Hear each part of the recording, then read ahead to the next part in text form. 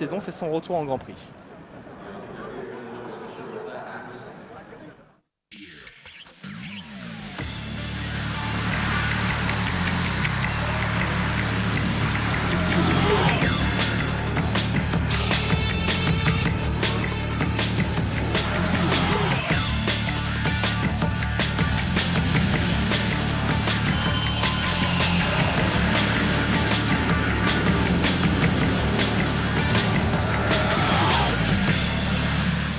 Allez, retour donc avec la catégorie MX1. On parlait donc des chronos avec le poleman. C'est un homme en forme lui aussi, Josh Coppins. Il n'a plus quitté le podium depuis son retour à la compétition. Coppins qui est tout simplement revenu à la 10e place du classement provisoire en ayant disputé que 5 courses. Donc ce qui prouve que la effectivement donc sur le podium en Grande-Bretagne, en Suède, en Afrique du Sud, en République tchèque et puis à Namur avec 2 secondes places. Son objectif, c'est briser la série de victoires de Stéphane Evert et puis de gagner son premier Grand Prix cette année, à suivre donc sa performance. Il pourrait même revenir dans le top 6, top 7 si cela lui sourit, puisque Cédric Melotte, je crois, est un petit peu convalescent. Ouais, Cédric Melotte absent malheureusement aujourd'hui, blessé. Il espère faire son retour l'an prochain, la semaine prochaine plutôt, du côté de l'Europe. On ne sait toujours pas chez qui roulera l'année prochaine d'ailleurs Cédric Melotte, qui quitte Yamaha Rinaldi mais qui n'a pas encore annoncé sa future destination.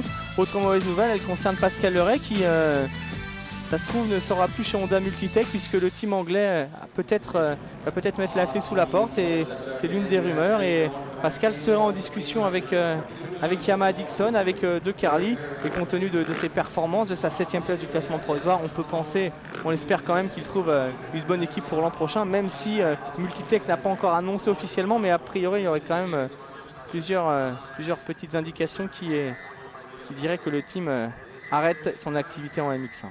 C'est vrai que c'est souvent des gros problèmes. Nous voici avec Joshua Coppins, auteur de 3 troisième places, 2 troisième places et 3 deuxième places. C'est l'homme le plus régulier de cette fin de saison, avec évidemment un certain Stéphane Evert, puisqu'en termes de régularité, 12 victoires de Grand Prix sur 12 Grands Prix, on ne peut pas rêver mieux, et déjà un champion du monde 2006 ici sur la grille de départ. Allez, Steve Ramon qui sera avec Stéphane Evert et Kevin Straibos au Motocross des Nations, sélection habituelle. Petite différence par rapport à l'an passé, ce n'est pas Steve Ramon qui pilotera la 250 mais Kevin Straibos qui héritera pour l'occasion de la nouvelle RMZ à Cadralu, une moto que Ricky Carmichael a essayé il y a quelques semaines aux États-Unis. Et puis un petit mot pour saluer justement la performance de Ricky Carmichael qui est devenu une nouvelle fois champion américain de motocross. Encore une saison parfaite, le titre en supercross, le titre en motocross pour Carmichael qui disputait sa dernière saison complète, à l'instar de Stéphane Evers. Là on voit alors le tableau de marche, que des victoires, 592 points. Impressionnant. Et Stéphane Evert maintenant, qui a eu un petit peu de temps pour digérer son titre mondial, il a fallu quand même rester très concentré, continuer à s'entraîner. On va voir si Stéphane Evert est toujours dans la même ligne directrice. On n'a pas trop de doutes le concernant. On a un peu plus de doutes concernant l'évolution de la météo, car à nouveau, quelques gouttes semblent faire leur apparition. Alors on a vu tout à l'heure que la pluie n'occasionnait pas évidemment de grosses projections. Ceci dit, comme on disait, la vision, et on le voit d'ailleurs sur les caméras qui suivent les pilotes, et bien si c'est flou sur les caméras, imaginez que c'est flou aussi sur les yeux des pilotes. Il faut en plus de ça bien viser entre les ornières et ça ne va pas être le plus facile. Un petit mot du warm-up, c'est Kevin Straibos ce matin qui était l'homme le plus rapide devant De Dyker, Coppins, Barragan, Ramon et Stéphane Evert seulement 7e. Un Straibos qui a donc une vingtaine de points d'avance sur Steve Ramon. On retrouve ensuite en 4e position Ken De Dyker, Daniel Leoc 5e, Barragan, Jonathan de son prénom l'espagnol en 6e position, Pascal Leray 7e, Cédric Melotte 8, Manuel Prime en 9e position et Josh Coppins, on le disait. Alors on n'a pas parlé de Garcia Vico, mais malgré tout, Garcia Vico en 11e position fait une saison honorable. Il n'est pas qualifié aujourd'hui, donc il va forcément perdre pas mal de terrain.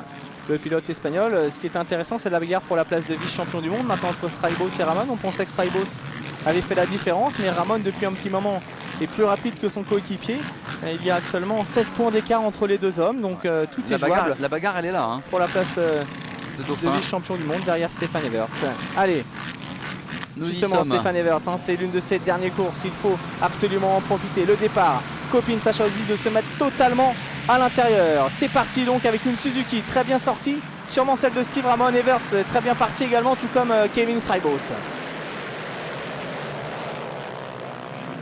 Allez. Alors, qui est auteur du all shot? C'est du jaune, c'est du Suzuki. Le premier virage qui avait été meurtrier l'est tout autant, avec au sol le numéro 11. Ouais, il s'agit du numéro 10, James Noble, malheureusement. Le Britannique qui évolue presque à domicile aujourd'hui. Alors en tête, c'est Steve Ramon devant, Stéphane Everts. Et derrière, on a aperçu Coppins effectivement, qui attaque immédiatement Kevin Strybos. A priori de Dyker également est bien parti. L'attaque d'Everts, Coppins, Everts, c'est passé pour Josh Coppins tout de suite en action dans cette première manche. Alors ça va être intéressant de surveiller le comportement de Josh Coppins maintenant. Allez, changement de trajectoire de Stéphane Everts sur la petite table. Kevin Strybos, tous les hommes forts sont devant. L'attaque de Coppins qui va se débarrasser de Ramon, regardez. Ouf, super départ également de Gordon Trocard, le numéro 13, il est là. Le retour de Flash Gordon et l'attaque de Josh Coppins sur Steve Ramon à l'intérieur, c'est passé. C'est passé pour Joshua Coppins qui prend les rênes de cette première manche et Mixon peut-être la réplique de Ramon. C'est pas fait encore Jean-Christophe, regardez. C'est bon, c'est fait. C'est fait pour Joshua Coppins, leader. Un début de course impressionnant de la part de Joshua Coppins. Ramon en seconde position, Stéphane Everts est troisième. Alors ça va vraiment être intéressant de voir le comportement de Stéphane Everts dans cette manche. La réplique de Ramon. Et pour l'instant Ramon vraiment dans le coup. Ouais, Steve Ramon, deuxième chrono à rien du tout, hein. Lui aussi adore ce genre de circuit. Lui aussi a une motivation pour terminer l'année en beauté, pour devenir vice-champion du monde, pourquoi pas. C'est vrai que c'est tout le mal qu'on puisse lui souhaiter. D'autant qu'il ne faut pas l'oublier, c'est sa première saison sur la Suzuki officielle. Et une belle entrée en matière. Alors derrière on aperçoit Crocard, on reconnaît également Ken de Dyker, Baraganella, Pironen. Pascal Leray en revanche est très mal parti. Très loin Pascal Leray. Et on a vu déjà Josh Coppins se débarrasser d'un écran jetable. Il ne faut pas oublier que la pluie va jouer aussi dans cette manche. Même si à nouveau ça semble s'être calmé. La chute de Dyker. Allez, Ken de Dyker dans la difficulté à côté de Léoc. Avec Léoc et derrière lui Pascal Leray en 15e position. On revoit l'erreur. Regardez, on le disait tout à l'heure, les chutes de l'avant quand il pleut, c'est assez courant. Et là sur cette partie assez plate, eh bien ça a été le cas. Everts qui revient, qui s'est débarrassé dans l'instant de Ramon et qui va mettre une pression de tous les diables au pilote Honda. Stéphane Everts. On connaît sa philosophie, hein. Il n'est pas du genre à s'affoler dans les premiers tours. Ça, Stéphane. Et sur un circuit comme celui-ci, il sera forcément l'homme à battre. Ah oui, avec un pilotage toujours debout. Alors la chute de Dyker qui a profité à Strybos et Crocard, désormais 4e et 5e. Ah oui, c'est en train d'un peu bouger. Pascal Leray en 15e position pour l'instant. Notre petit français. Baragan 6e au guidon de la KTM, Pironen, Nemeth, Linde, Wayatavis, Manuel Prime. Et Ramon qui est repassé, Ramon qui est repassé devant Stéphane Everts. Alors ça c'est exceptionnel parce qu'on a rarement vu Ramon repasser Everts en compétition cette saison. Ouf, Everts qui reprend des risques et qui remet une louche sur Ramon, regardez. Il repasse à l'intérieur Stéphane Everts. Steve Ramon 3e, derrière lui c'est Kevin Strybos. Et une bagarre qui fait les affaires pour l'instant de Josh Coppins. Ah, mentalement c'est bien pour Steve Ramon de résister comme ça à Stéphane Everts. C'est les 3 dernières compétitions sur lesquelles ils vont croiser le fer ensemble. Regardez l'attaque, énorme attaque. Ouais, sur le double, hein. Everts qui s'est légèrement loupé. Ramon en a profité en réussissant le saut. Mais Everts a répliqué immédiatement. Et tout de suite, regardez Stéphane Everts qui se remet en selle pour se rapprocher de Coppins. Ah, ça va être intéressant de suivre l'évolution de Josh Coppins, l'évolution des chronos. Et pour l'instant, eh bien Coppins est le plus rapide en piste avec un 1:58.832 dans son premier tour. Everts 1:59.8 et Steve Ramon en 00 774. La Strybos qui revient bien également sur les talons de son coéquipier Steve Ramon. 30 minutes plus de tours. Coppins, Everts. Alors Josh Coppins pour l'instant il a tout réussi depuis son retour, sauf à gagner une manche et un Grand Prix. Alors la motivation elle est là, d'autant que Claude Cronchardt lui il sera au guidon de 7e rang officiel avec l'objectif de devenir champion du monde. Et il est en train de mettre les bouchées doubles, Josh Coppins. Il pourrait devenir un des rares pilotes cette saison à avoir gagné une manche, puisque pour l'instant seuls Tortelli et Kevin Strybos ont réussi à enlever une manche. Stefan Everts s'est occupé des 22 autres. Avec 2 secondes d'écart entre Coppins et Everts. Ramon, toujours 3e de Dyker après sa chute, occupe le 9e rang. Alors qu'une nouvelle fois, déception du côté de Tanel Lehoc qui a été gêné en début de course. Il est seulement 14e, Tanel Lehoc. Pascal Leray à la 16e place. Ouais, Pascal qui a un petit peu de mal en ce début de manche. Ken de Dyker qui est en train de revenir en 9e position pour le moment. Allez, on profite du pilotage et de l'attaque de Joshua Coppins qui a réellement envie de se donner de l'air. Ouais, pour l'instant, c'est toujours l'homme le plus rapide. Dans son dernier tour, 2.00 671. 2.01 767 pour Stefan Evers. Donc une seconde pleine de mieux à l'avantage de Josh Coppins qui tient bien le rythme. Ouais, au chrono, Josh Coppins qui avait fait un magnifique 1.53 au guidon de sa Honda. Alors que Stefan Everts était en 1.54. Alors certes, c'est peu, mais ça peut suffire. Surtout quand on connaît la motivation de Josh Coppins sur cette fin de saison. Alors, une petite question de Cynthia qui voudrait avoir des nouvelles de Michael Pichon. Michael Pichon va très bien, il a disputé la finale du championnat de France Élite, il s'est imposé là-bas, ensuite il a disputé également le quadruple Aveyronais en enduro avec une 2e place à la clé pour sa première sortie en enduro. On va dire que c'est pas mal. C'est pas mal, et puis en ce moment il est aux 5 jours du Verdon en trial en train de se faire plaisir.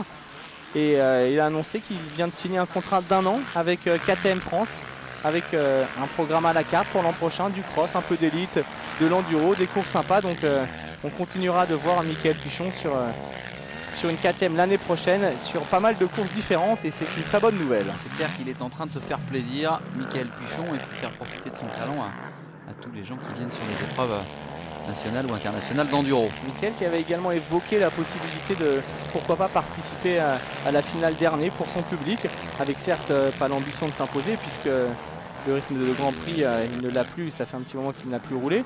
Mais pourquoi pas, pour faire plaisir à ses fans, disputer Ernée.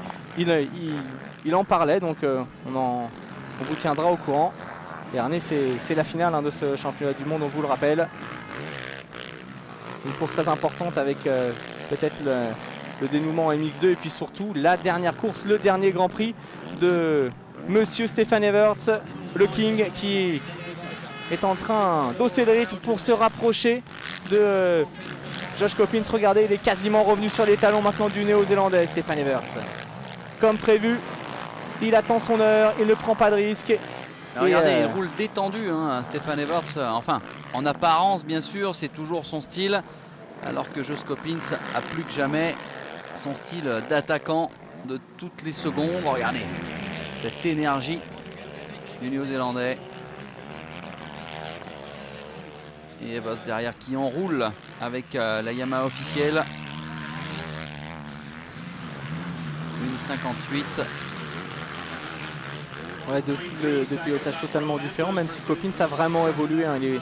Il est beaucoup il est plus technique qu'avant, il est moins brouillon, il attaque toujours en temps, mais c'est plus calculé. Mais ça ne devrait pas lui suffire pour contenir sûrement l'attaque. Et je crois que tout simplement Stefan Everts en a marre de se faire crépir, ce qui est absolument compréhensible car ce n'est pas confortable. Et regardez, quand Stefan Everts décide d'hausser le ton, ça donne ça. Ça donne une attaque et ça donne un dépassement. Une prise de pouvoir pour Stefan Everts dans cette première manche MX1. C'est fait, ça y est, il est en tête. Attention, un drapeau jaune. Un drapeau jaune, il ne faut pas doubler quand on est sous drapeau jaune. C'est la loi sur toutes les courses du monde. D'ailleurs, si cette consigne n'est pas respectée, on peut être pénalisé. Stefan Everts qui portait, vous l'avez sûrement remarqué l'autre jour, mon cher Jean-Christophe, un casque étonnant. Ouais, un qui casque. était coupé en deux, hein, à moitié aux couleurs d'André Malherbe. Et d'Éric Guébours, hein, Ouais. les deux pilotes belges qui avaient été également sacrés du côté de Namur. Et c'est vrai que c'était sympa, moi qui étais un petit peu en vacances à ce moment-là. Je vous ai écouté et observé, bien sûr, et c'était un joli Grand Prix. On revoit cette superbe attaque signée Stéphane Everts qui est passé à l'intérieur. Ensuite, il s'est décalé vers l'ornière extérieure pour bloquer Coppins. C'est parfaitement joué. Et Everts tout de suite hein, qui hausse le rythme. Regardez, c'est assez Déroutant. comme d'habitude. Hein, c'est le même scénario. Alors, on va observer maintenant le comportement de Jos Coppins. Il aura tenu 4 tours, Joshua Coppins. Et pourtant, il a les moyens hein, de donner le change à Stéphane Everts, c'est sûr, mais regardez. Et c'est ce qui est assez étonnant hein, dans le comportement de Everts durant toute sa carrière. À chaque fois qu'il a eu un adversaire digne de ce nom, il a toujours trouvé les ressources suffisantes pour être plus rapide, pour prendre l'ascendant psychologique. C'est vrai que son arrivée chez Rinaldi a été évidemment un sacré déclencheur, hein, puisque la période Husqvarna n'était pas une des meilleures. Depuis que Stéphane a rejoint les rangs de Yamaha, il a été champion du monde tous les ans. Que ce soit en 500, en MXGP, en MX1 maintenant. Ouais, il a vraiment été un des artisans de la réussite de Yamaha. Faut pas oublier aussi un certain Andrea Bartolini qui avait quand même aussi bien défriché cette moto qui aujourd'hui est une des meilleures du plateau, si ce n'est la meilleure, puisqu'elle est titrée championne du monde. Ouais, une machine en plus nouvelle hein, cette année avec le cadre alu, encore plus performante, un drapeau jaune avec un pilote qui a chuté assez lourdement a priori. Sur le bord de la piste, on a aperçu Barragan qui passait à côté. Everts, Coppins, Steve Ramon toujours 3e. 4e place pour Kevin Strybo ici à l'image. La 5e pour Crocard, De Dyker revenu à la 6e place devant Barragan. Cornel Nemeth sur la Suzuki qui confirme ses bons chronos, les 8e en ce moment. Du côté de Pascal Leray, c'est la 14e place. Alors ça pourrait être Alex Salvini qui est sur le bord de la piste. Taneleok, hein, toujours en difficulté, 12e seulement.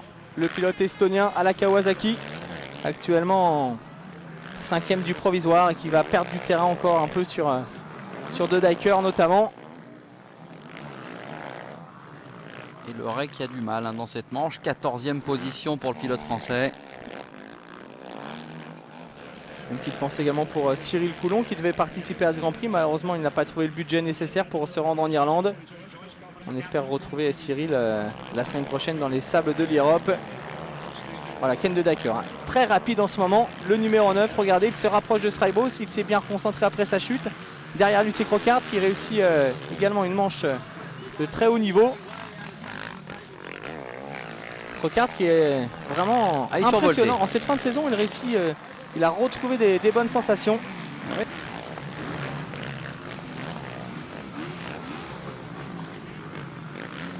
Gordon qui actuellement gravite aux alentours de la 15e position du classement général et effectivement qui fait une saison plutôt sympa depuis le Grand Prix de Bulgarie. Il aura toujours marqué des points, hormis une fois en Grande-Bretagne avec un abandon. Très irrégulier mais capable encore de coups de génie. Et puis il est à la maison. Et De Dyker en ce moment qui réussit quasiment les mêmes chronos que Stéphane Everts. Hein. Les deux hommes roulent en 2 minutes. Même si Everts vient de baisser encore son temps, 1,59 880 dans son dernier tour. Grosse performance de Stéphane Everts. Strybo, troisième, c'est Ramon qui est parti à la faute. Steve Ramon qui est parti à la faute. Steve Ramon a disparu du top 3. Il est carrément 18e, Steve Ramon. Il y a un gros souci pour le pilote belge. Il va falloir suivre ça évidemment d'importance. Alors que Crocard est en 5e position. Allez, un petit coucou à Antoine Letellier qui nous suit aujourd'hui.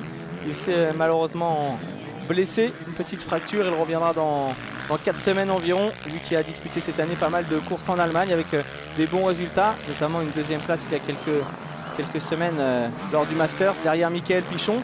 Antoine qui aimerait bien l'année prochaine rouler un peu plus en Grand Prix. On lui souhaite de trouver un bon deal pour retrouver le mondial MX1. Et toujours avec Gordon Crockard. Et Gordon Crockard, oui, 5e de cette manche. Après 12 minutes de course. Il reste donc 20 minutes et 2 tours dans cette compétition. Et pour l'instant, un leader. Un leader qui a déjà mené, mon cher Jean-Christophe, 409 tours en tête des Grands Prix cette saison. Le deuxième homme qui a fait le plus de tours en tête. Et notre ami et infortuné Sébastien Tortelli, qu'on n'a pas vu depuis très longtemps. On lui souhaite d'ailleurs un bon rétablissement. Il est toujours en convalescence. Et à suivre la remontée de Ken de Decker, hein, désormais à la 4e place. Il est quasiment sur les talons de Strybos. Le voilà, Ken de Decker, qui avait réussi un excellent chrono hier, qui a chuté tout à l'heure et qui revient. Course assez exceptionnelle du pilote belge, qui est quasiment maintenant revenu à la lutte pour une place sur le podium de cette première manche.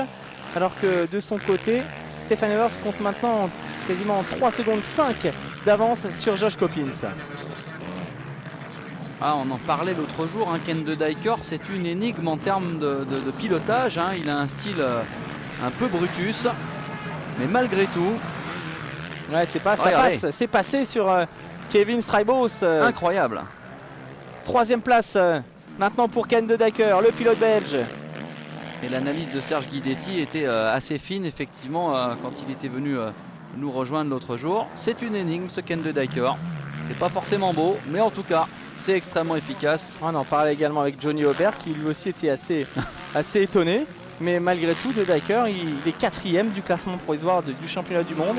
Et il peut presque encore viser le podium. Hein. Il a seulement... il n'a pas énormément de points, une trentaine de points de retard, un peu plus de 30 points de retard sur Steve Ramon. C'est jouable, d'autant que c'est un garçon très rapide dans le sable. Et la semaine prochaine, c'est l'Europe. Donc tous les spécialistes du sable vont se retrouver à l'Europe. Evers bien sûr, mais Strybos également, Ramon de Decker. Ça devrait nous offrir une très très belle course sur l'un des Grands Prix toujours les plus impressionnants de l'année. L'Europe, ces vagues de sable qui n'en finissent plus. Vous parliez de Johnny, effectivement, en termes de finesse de pilotage, là on a affaire à une des meilleures gâchettes du moment, en enduro surtout, qui fait une magnifique saison. Et on revient sur le leader, Stefan Everts, bien parti hein, dans sa quête facile. d'un 100e Grand Prix remporté. MX1 World Champion 2006, ça on le sait, 10 titres mondiaux. Il est allé chercher ce 10e sacre chez lui à Namur. Ouais, on a vu qu'il y avait un pilote qui était sur le bord de la piste, a priori prémédiqué. Il attend les secours, il faut être prudent dans ces zones-là. Stefan Everts le sait, et c'est avec beaucoup de prudence et de respect qu'il est passé dans cette zone. Quelle course une nouvelle fois de Stefan Everts. Ouais, c'est super déroutant parce que regardez, on va dire qu'il a quasiment plus rien à prouver. Stefan Everts, il a encore les ressources de dominer la planète. Je pense que son 100e Grand Prix, il aimerait bien l'avoir dans la poche ce soir. Ce serait chose faite.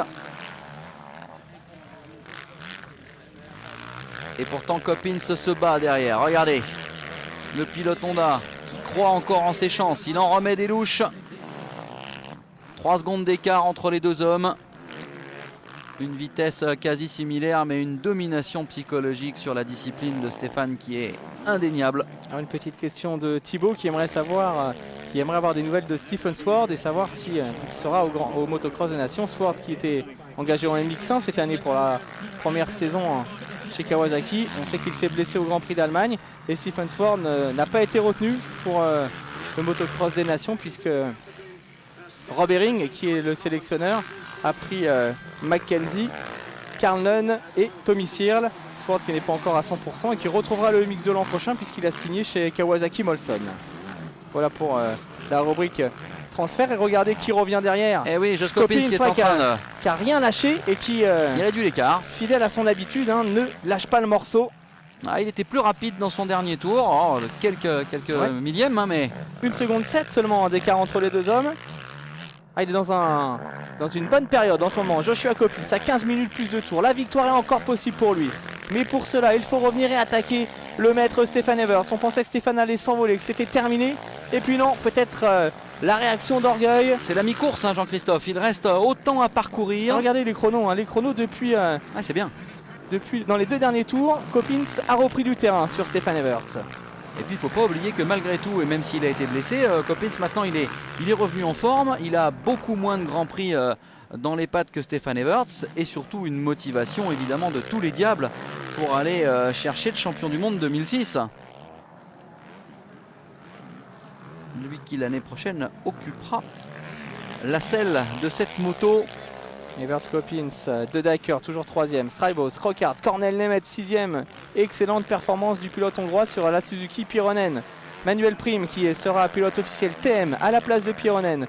Justement l'an prochain, Barragan qui a perdu du terrain, Pascal Loret en 16e position en ce moment, qui connaît une manche compliquée. Il a perdu 2 places encore, hein, Pascal Loret. Barragan un petit peu discret dans cette manche, lui aussi a fait une belle saison, hein. Jonathan Barragan qui est actuellement 6e du classement provisoire, juste devant Pascal Loret.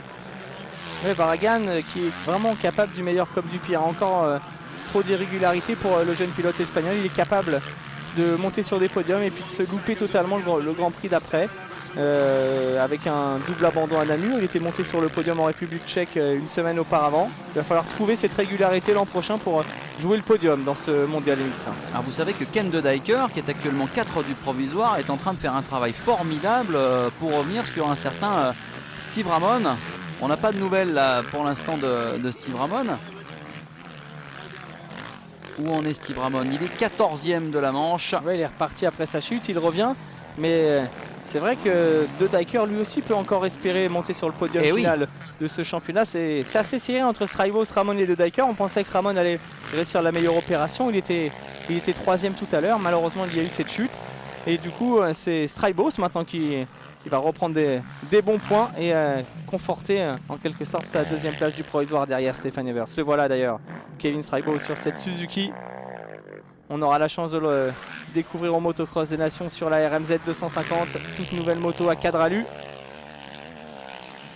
Un petit coucou du côté de Briennon où le 2 septembre il y aura un SX national. Vous connaissez bien cette piste?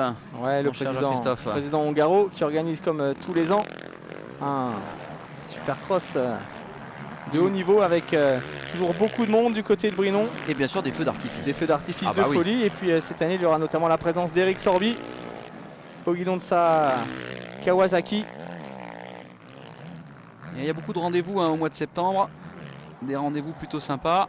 Il y aura également du côté de Régade le Kenny Festival. Un énorme rassemblement, bien entendu, pour les pilotes de MX. Mais aussi les pilotes de quad sur une piste magnifique tracée par les frères Fouché. Et Coppins toujours en seconde position. On a aperçu De Dijker 3e qui fait le forcing et Coppins qui est là vraiment sur les talons de Stefan Everts à 12 minutes plus de tours. Une petite question de Papyrus du côté de Valence qui voudrait avoir des nouvelles de Maria et de David Villemain concernant leur participation au Grand Prix de France dernier. Yves de Maria sera derrière la grille du Grand Prix de France dernier pour préparer le Motocross des Nations. David Villemain, il en était question maintenant, comme il n'est pas dans l'équipe du Motocross des Nations, c'est moins probable. Et regardez le regard de Harry Everts. De Carlo Rinaldi, les hommes de chez Yamaha concentrés. Oui, parce que d'une certaine manière, ils ont leur poulain du moment et leur poulain de demain au coude à coude. Ce qui est sûr, c'est que la fin de saison de Josh Coppins doit conforter le clan Rinaldi dans son choix. Car clair. Il est clairement le 2e homme du MX1 maintenant. Derrière Stefan Everts, il a pris vraiment le pas sur Ramon, sur Strybos, sur tous les autres. C'est le seul qui est capable de suivre le rythme infernal du Belge. Il l'a même un poil dépassé tout à l'heure. Alors on va voir cette fin de manche, mais est-ce que Coppins n'aurait pas à cœur de dépasser à la régulière Stefan Everts? C'est très certainement là sa plus grosse motivation du moment. Là, il y a 2 motivations de toute manière énormes, hein. Celle d'Everts de continuer sa série de victoires. Il a gagné 21 manches consécutives, ça ferait 22 s'il remporte celle-ci. Et surtout d'aller chercher un 100e Grand Prix aujourd'hui. Et puis celle de Coppins qui aimerait bien être le premier à stopper l'hémorragie. Mais oui, et Dieu sait si elle est importante. 1 seconde 2 après 11 tours, à 10 minutes de la fin. Ouais, on le voit encore, des choix de traces et de trajectoires différents, mais mais toujours les deux hommes au coude à coude dans cette manche et peut-être même un poil plus vite Josh Coppins. Hein. En ce moment, il est vraiment bien, le néo-zélandais. Regardez, il est en position d'attaquer, hein, Stefan Everts, tout simplement. On va surveiller les chronos, mais Everts était en 1,58,6, 1,58,7 pour Coppins dans le dernier tour. Et ça va bouger encore certainement. À surveiller lors du prochain passage. Steve Ramon est revenu en 11e position. Et 10 minutes, plus de tours, tout est possible. Everts, Coppins, les deux hommes. On fait le trou maintenant, ils vont s'expliquer pour la victoire. Ouais, en tout cas c'est bien parce qu'on a quand même un homme qui est capable de donner la réplique et plutôt une belle réplique. Voilà ce qui s'est passé dans le 11e tour. 10e tour, Coppins plus rapide. 11e tour, Everts qui réplique. Et dans le 12e tour à nouveau, Coppins plus rapide. Ah oui, c'est le combat des chefs là, vraiment. Les deux hommes les plus forts sont bien là. Il y a une petite question de Maxime qui voudrait savoir quels seront les pilotes du championnat de France junior qui disputeront les qualifications à Ernée. C'est vrai que traditionnellement en France, Olivier Robert sélectionne des jeunes pilotes pour qu'ils viennent s'essayer au Grand Prix. Marvin Musquin devrait en faire partie, mais également, on l'espère, pourquoi pas Kunsit Vonksana, qui est l'actuel leader du championnat de France junior. Kunsit, on le salue d'ailleurs, puisqu'il a remporté sa première finale de Essex Tour il y a quelques semaines du côté de la Tremblade, et un garçon qu'il faudra suivre tout au long du Essex Tour. Le Essex Tour qui va débuter en indoor bientôt du côté de Nice avec le retour des pilotes du mondial. On espère voir les frères Pourcel, Nicolas Aubin, Pierre-Alexandre Renet. Eric Sorby sera là, Benjamin Coisy, un Essex Tour passionnant. Donc, c'est vraiment la génération suivante. Hein. Ouais, ça risque d'être très sympa cette saison. Et puis on a une pensée également pour Stéphane de Martis qui avait bien débuté son retour en 254 temps sur le Essex Tour justement. Et puis après une belle saison en élite, Smartis qui s'est vraiment gravement blessé aux vertèbres, opéré avec plusieurs fractures aux vertèbres. L'opération s'est bien passée, mais il va en avoir vraiment pour un long moment. On sait qu'il n'a pas trop le moral, donc s'il nous regarde aujourd'hui, on pense à lui et on espère le retrouver très bientôt.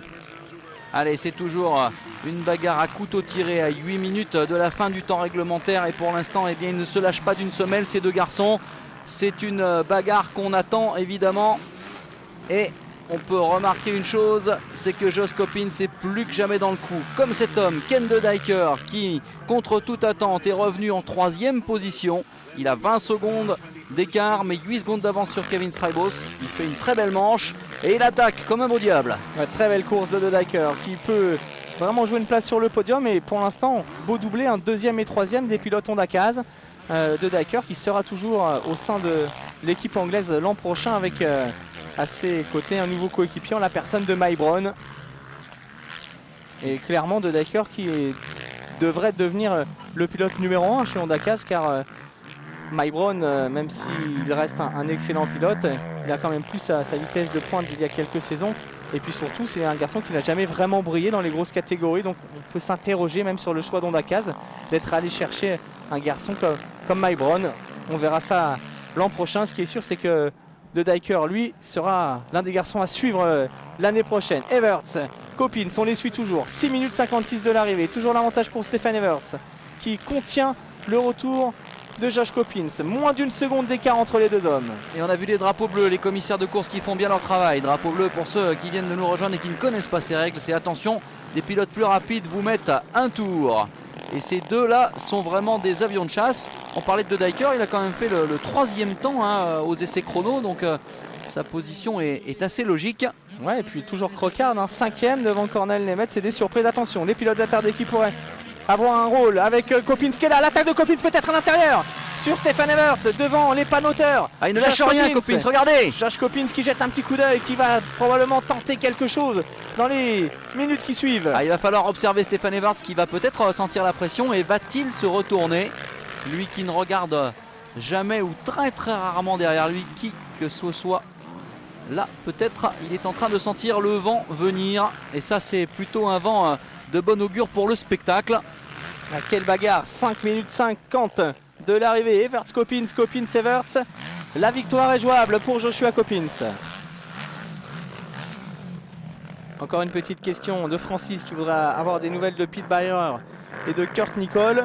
Pete Byrer, effectivement, devrait s'occuper l'an prochain, avoir des fonctions élargies chez KTM, puisque Kurt Nicole va prendre en charge tout ce qui se passe aux États-Unis. Donc Pete va effectivement l'an prochain gérer un peu tout ce qui se fait en Europe, le championnat du monde de motocross, l'enduro, etc. Belle promotion pour le pilote allemand. Ah, la baston, regardez, il ne lâche rien de rien. Le pilote Honda Kaz. Elle est belle cette manche. On a une petite question de Julien Valentin, Jean-Christophe, qui est fan de motocross et qui était le plus jeune pilote des 12 heures de Pont de Vaux la semaine dernière. Il aura d'ailleurs les honneurs d'AB Motor d'ici quelques jours sur un programme spécial 20 ans. Et il voulait savoir où et quand se déroule le motocross des nations.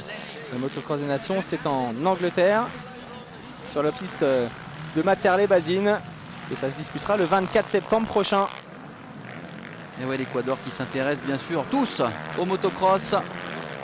Everts, hein, toujours qui tient bien le coup. Stéphane Everts. On joue un peu au chat et à la souris. Sur certaines portions, Stéphane reprend l'avantage. Regardez sur ici par exemple. Copine se rapproche. Mais pour l'instant, c'est toujours le champion du monde qui tient la première place. Mais il va devoir se battre jusqu'au bout. Jusqu'au bout pour contenir un Joshua Coppins exceptionnel aujourd'hui. Il est bien la Coppins, regardez, à chaque fois qu'il repasse ici devant le pointage, il est en mesure d'attaquer Stéphane Everts. On a vu la motivation chez Yamaha Rinaldi. La saison, regardez, la saison n'est pas terminée. On veut que Stéphane aille chercher cette 100e victoire en Grand Prix, qu'il réussisse le Grand Chelem. Yamaha Rinaldi qui va tourner une page, une grande page de son histoire l'an prochain, puisque Stéphane va arrêter. Coppins arrive, De Ruyver arrive. Mais petit clin d'œil également à Yann Lozano et à Jérôme Sali, les deux mécaniciens. Yann Lozano qui s'occupe de la machine de Stéphane, alors que Jérôme, lui, est motoriste chez Yamaha Rinaldi. Ces deux garçons vont également quitter Yamaha, donc une page se tourne. Et malgré tout, tout le monde veut terminer sur une bonne note. La preuve, Stéphane est en tête. Regardez et ces chronos. à chaque passage, on voit toute l'équipe le pousser au maximum. Ils ont mis 23 secondes au 3e du classement provisoire, qui n'est autre que Ken de Dyker. Ces deux garçons sont sur une autre planète. Et il est clair que sur cette fin de saison, le champion du monde en titre 2006 a trouvé un dauphin virtuel digne de ce nom. En tout cas sur la piste, à 3 minutes 15 de l'arrivée, le balai est fantastique. Je ne sais pas d'ailleurs, Jean-Christophe, si cette saison, hormis avec Tortelli, Stéphane a eu autant de mal à ce moment-là de la compétition. Non, c'est quasiment la première fois, effectivement, hormis les bagarres avec Tortelli. Straibos, de temps en temps, avait réussi à suivre le rythme, mais pas aussi longtemps. Et la preuve, Stéphane Everts, il n'est pas super serein. Il vient de jeter un petit coup d'œil derrière pour voir où se trouvait Joshua Coppins. Alors, la suite du classement, c'est De Dyker et Straibos, toujours 4e. Oui. Kevin Straibos qui revient de blessure. Le voilà, il est à l'image. Il souffre, il s'était blessé à l'aine. Il a dû faire une croix sur le championnat de Belgique. Il a loupé 2 épreuves alors qu'il était en tête du classement provisoire. Il est de retour à la compétition aujourd'hui. Il serre les dents, 4e. C'est des bons points, d'autant que Steve Ramon est beaucoup plus loin. Donc il assure pour le moment des bons points, très importants pour cette place de vice-champion du monde. Ramon qui est en train de revenir en 10e position. Et puis Crochard, toujours 5e, vissé à cette place. Et qui fait une belle opération à domicile. C'est toujours sympa. Allez, nous sommes à 2 minutes de la fin du temps réglementaire. Regardez les écarts au bout de 16 tours. C'est ridicule entre Stéphane Everts et Josh Coppins. Ils sont roue dans roue, ces deux leaders. Et ils offrent au public irlandais, bien entendu, un magnifique spectacle. Je vous rappelle que vous pouvez regarder également le MX sur abmotor.tv sur le net. Et nous poser vos questions, bien entendu, par le même biais. Allez, 1:33 plus de tours pour Straibos. On voudrait bien revenir devant sur cette bagarre pour la victoire entre Everts et Coppins. Steve Ramon est désormais 10e devant Christian Beggi. Pascal Leray occupe la 16e place.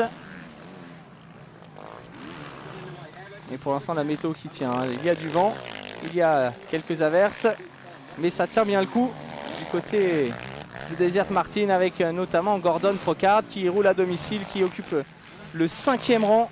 Plus belle manche de sa saison pour Gordon Crochard du team Woolsport Honda.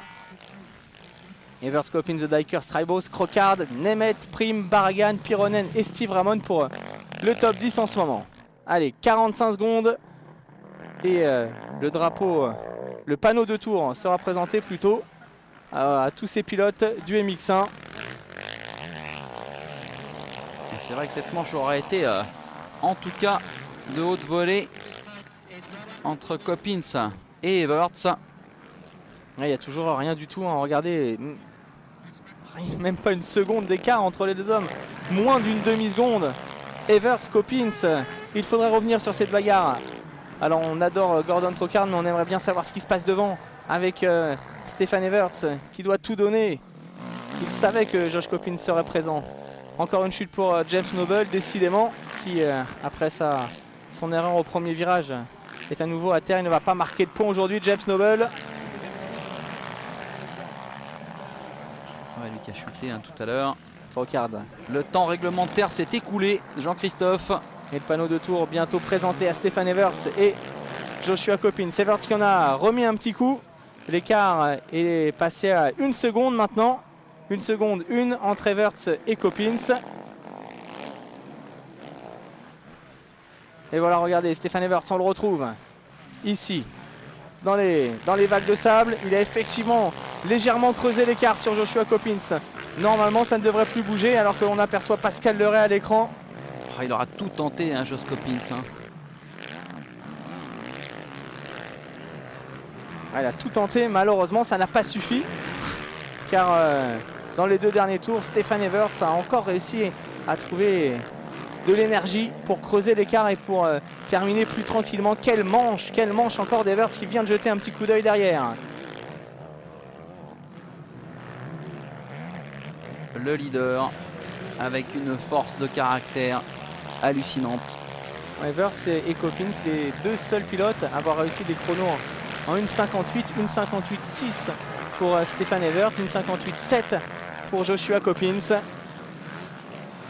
Des chronos réalisés en début de course, dans le 4e tour pour Everts, dans le 3e pour Joshua Coppins. Attention, le jeu des attardés qui fait un petit peu les affaires de Stefan Everts là. En ce moment, il ne lui en fallait pas tant. Allez, Manuel Prime qui vient de gagner une place. Il est désormais 6e, le jeune pilote belge. Très belle course pour lui. 2 tours, c'est fait. Les 2 derniers tours de cette première manche pour Stefan Everts avec Coppins à nouveau. Ah, il se relance, Josh Coppins.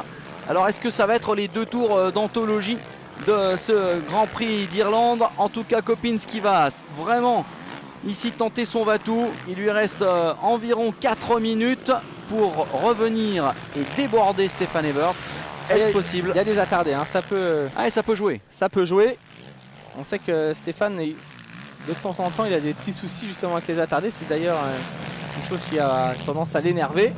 Bon, là, c'est passé, pas de problème. C'est passé également pour Coppins. Ah, il s'est carrément garé, l'attardé là. C'est vrai que quand on voit des avions de chasse comme ça débarrouler dans les appuis en sable. Allez, il faut suivre le retour de Josh Coppins. Le dernier va-tout, la dernière chance peut-être pour l'emporter. Mais quand on voit la vitesse qu'affiche Stefan Everts dans cette fin de manche, il en remet encore des louches, Stéphane. Il ne lâche rien, il la veut cette victoire. Un écart de moins d'1 seconde entre les 2 hommes. Et pourtant, regardez, Tanel Lehoc qui prend un tour. En observateur. Tanel Lehoc qui s'est loupé vraiment dans cette manche. 12e de la manche, un tour. Ah, ça doit faire un bon moment qu'un pilote comme Tanel Lehoc quand même n'avait pas pris un tour par Stefan Everts. Oui. Rappelez-vous, en début de saison, il était presque capable de suivre son rythme au moins pendant une vingtaine de minutes. Mais Lehoc, depuis un moment, c'est vraiment nettement moins bien. Grosse baisse de performance pour l'Estonien. On a l'habitude de voir ces garçons prendre des risques.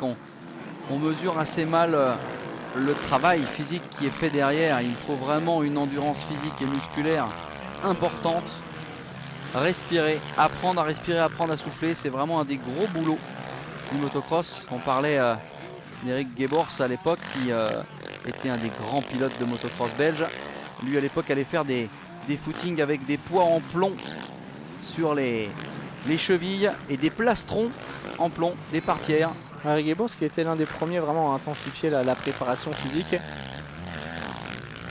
Il a ouvert la voie à de nombreux pilotes sur la façon d'aborder justement cette préparation. En parlant de la Belgique justement, bonne nouvelle puisque l'an prochain finalement on aura une épreuve en Belgique, un Grand Prix.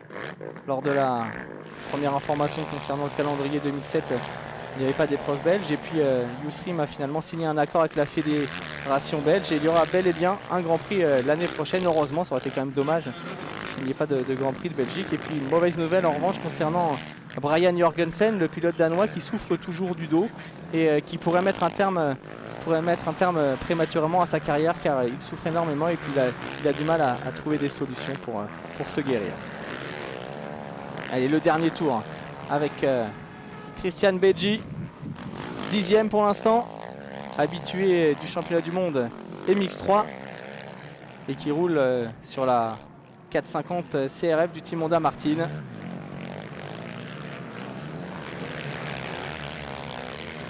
Il s'en sort plutôt bien Beggi dans cette manche puisqu'il est actuellement 10e.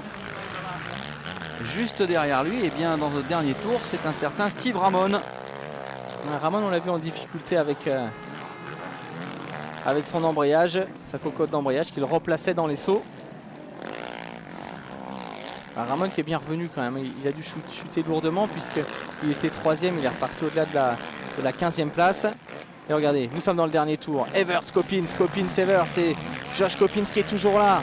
Joshua Coppins qui est toujours là. Stefan Evers ne doit pas commettre la moindre erreur car derrière, le combattant Coppins. Voilà, c'est fait. C'est vraiment ça. C'est gagné. Et regardez, il a montré Stefan Evers où était sa relève.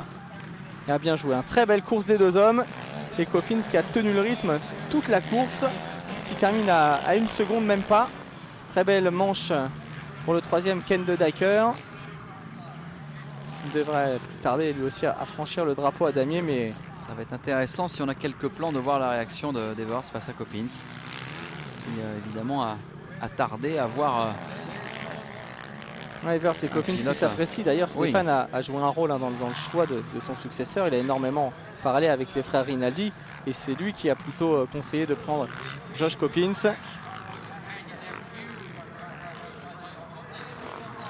Et bien cette fois-ci, et malgré le titre, j'aime beaucoup ces moments d'intimité derrière, juste après la manche. Et regardez là, malgré tout, la fraîcheur physique de Stefan Evers après un effort de plus de 40 minutes.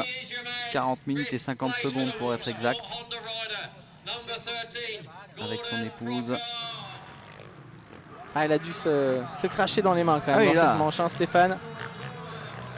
Quasiment il s'était déjà craché dans les mains après ses petites chutes en Angleterre, en Suède pour revenir et pour aller chercher la victoire, mais finalement il était parvenu assez facilement. Là, on a vraiment senti qu'il était menacé jusqu'au bout. Regardez cette fin de course et regardez le geste de Stefan Evert sur le saut. C'est lui. Ouais, c'est bien. Vraiment très très belle manche des deux hommes. Désigné Josh Coppins comme You're the man. Vous m'avez donné du fil à retordre, cher ami. Et ça tombe bien. Alors le classement, Evers, Coppins, De Dyker 3e, Strybos 4e, devant Crocard, Prime, Nemeth, Baragan 8e, Pironen 9, Christian Beggi 10e, Steve Ramon 11 devant Tanel Lehoc et puis Pascal Loret termine 16e. On revoit les moments forts de cette première manche avec pour commencer le départ et le all shot signé Steve Ramon. Et Steve Ramon qui partait plutôt bien dans cette manche avec un bel abattage, un très très beau rythme dans les premiers mètres de course et puis tout de suite l'attaque du numéro 8, Josh Coppins, qui s'est dit que peut-être c'était son tour. Le numéro 2. Pardon, numéro 2, effectivement. Le vice-champion du monde de l'an passé. Josh Coppins qui prend les choses en main. Stefan Evers dans la foulée va se débarrasser de Ramon et va attaquer à son tour Joshua Coppins. Oui, un passage assez propre ici. Et à partir de ce moment-là, ça va être un mano à mano. Derrière, c'est Ken de Dyker qui va faire un travail fantastique, se débarrasser de Strybos et revenir pour être le 3e homme du jour. Ouais, de Dyker qui avait chuté, qui est revenu. Belle course, la plus belle de sa saison pour Gordon Crocard, qui termine 5e de cette manche. Et puis les tout derniers mètres de course avec cette arrivée au finish.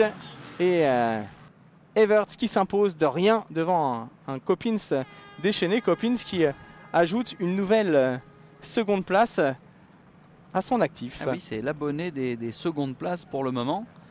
Beaucoup s'en contenteraient, mais je pense qu'il aimerait bien à la régulière, avant la fin de la saison, revenir et dépasser Stefan Evert. S'il en a eu la possibilité là, dans cette manche, Ça n'a pas suffi. Et Coppins qui va rapidement devenir menaçant pour Pascal Leray, la 7e place du classement provisoire. À ce rythme-là, c'est sûr.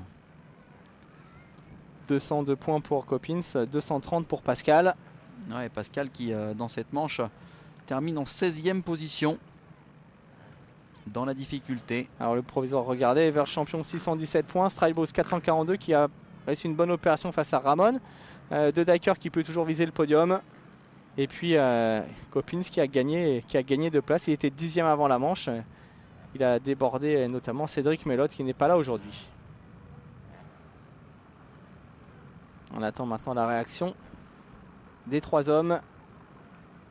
En tout cas, celle d'Evers risque d'être assez sympa vis-à-vis de Coppins. C'est ce qu'on va voir tout de suite.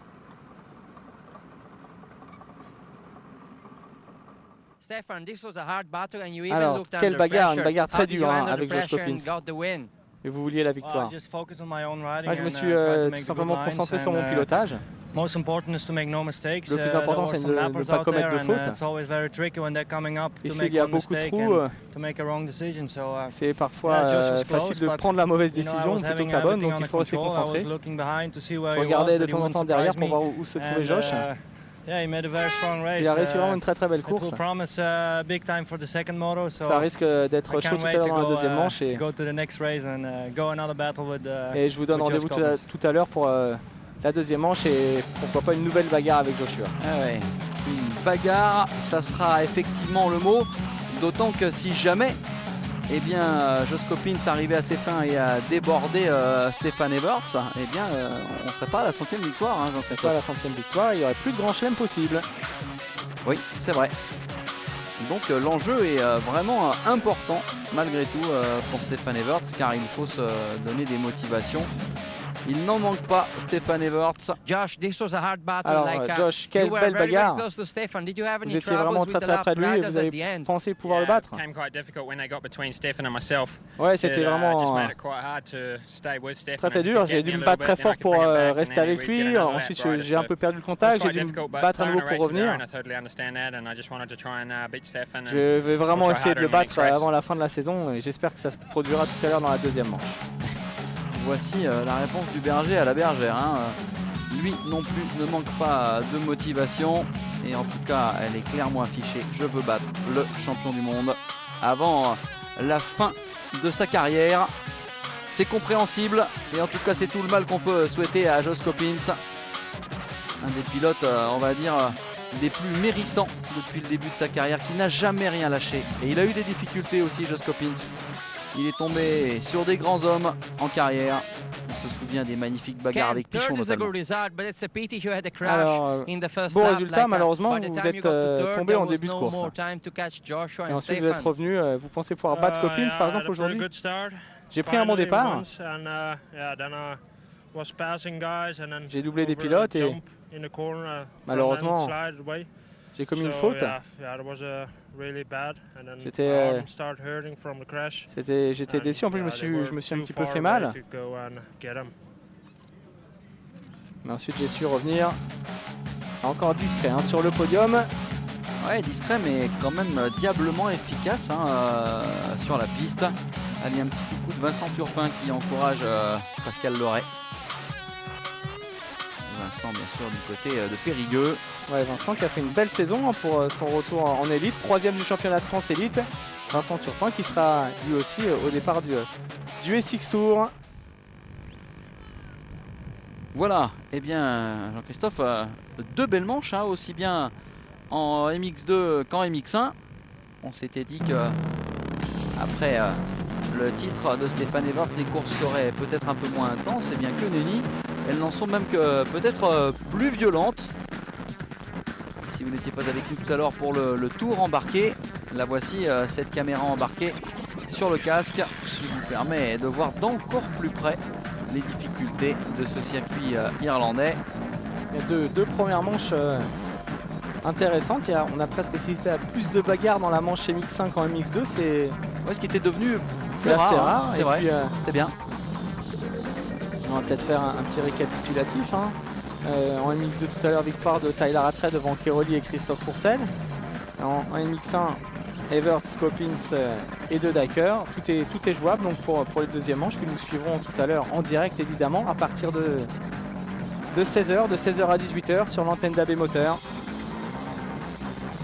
Et oui, car il y a une petite heure de décalage avec l'Irlande. Donc, eh bien, écoutez, si vos petits camarades ne sont pas au courant, passez l'information. Il y a bien entendu du MX tout l'après-midi en direct sur AB Moteur. Il y aura également le Grand Prix de Hollande à l'Europe la semaine prochaine. Ensuite, le rendez-vous dernier. Et puis, le motocross des nations, le mix des nations. On sait que ça vous passionne. Vous êtes nombreux à nous poser des questions sur Internet concernant la composition des différents teams. Alors, on connaît toutes les équipes. On va pouvoir vous les donner. Les États-Unis sont représentés par Ricky Carmichael, James Stewart et Ryan Villopoto. Donc une équipe sur le papier quasiment imbattable, mais sait-on jamais. La France, les deux frères Pourcel, Sébastien en 450, Yves de Maria en 450 et Christophe sur la 250. Belgique, Everts et Ramon avec des 450. Kevin Strybos, lui, roulera avec la 250 Suze. Pour la Nouvelle-Zélande, Coppins s'est annoncé avec Ben Tonley et Cody Cooper. La Grande-Bretagne, Mackenzie, Searle, Nunn, encore une belle équipe, il roulera à domicile. Billy Mackenzie sur une 450 YZF, Carl Nunn sur une 450 KTM et Tommy Searle avec la petite Kawa. Estonie, les deux cousins Léoc, Egar et Tanel avec Just Lansou qui évolue aux États-Unis en outdoor. Pour l'Afrique du Sud, Swanepoel, Rattray, Wayatavis. L'Espagne, on retrouvera Barragan, Campano, Garcia Vico. Donc voilà pour les principales équipes, avec également l'Italie, Philippe Hertz, Keroli et Christian Peggi. Alors que l'on va maintenant vous proposer un petit reportage sur l'équipe qui fait notamment rouler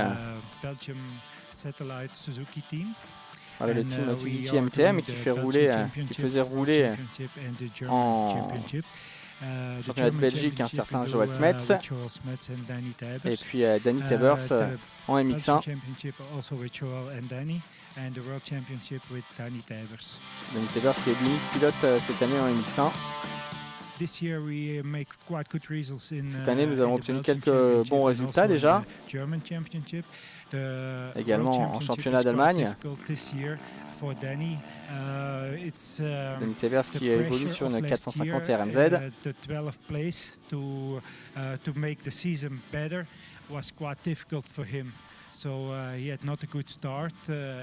Voilà cette machine, Danny Tebers qui aurait pu réussir une meilleure saison avec de meilleurs départs. 19e du classement provisoire, Danny.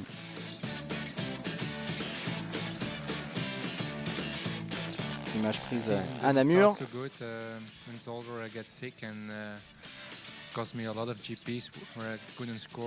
Voilà, Danny Tebers qui nous explique qu'il a été malade, que pendant plusieurs Grands Prix il n'était pas à 100%, qu'il n'a pas pu obtenir le résultat qu'il escomptait, mais qu'il compte retrouver sa forme physique pour terminer mieux la saison. Meilleur résultat obtenu pour lui sur le Grand Prix du Japon.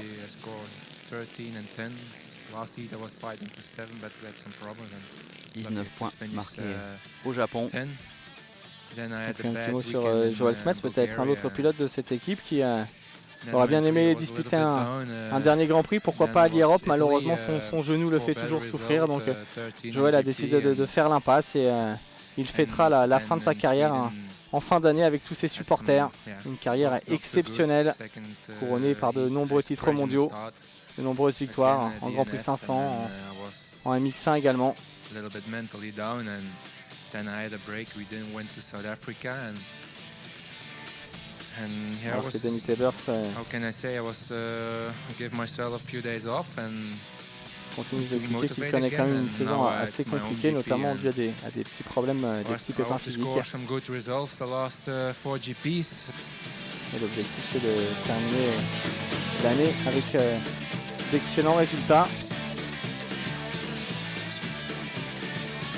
C'est vrai que c'est toujours difficile pour ces teams satellites d'arriver à boucler les budgets quand les résultats ne sont pas forcément au rendez-vous. Mais Danny Tebers, à n'en pas douter, est un pilote qui ne baisse pas les bras. On devrait le retrouver aux avant-postes la saison prochaine. Voilà, mon cher Jean-Christophe, eh bien, on vient de passer 2 heures plutôt sympas avec des manches de haute volée et on se retrouve dans 1 heure.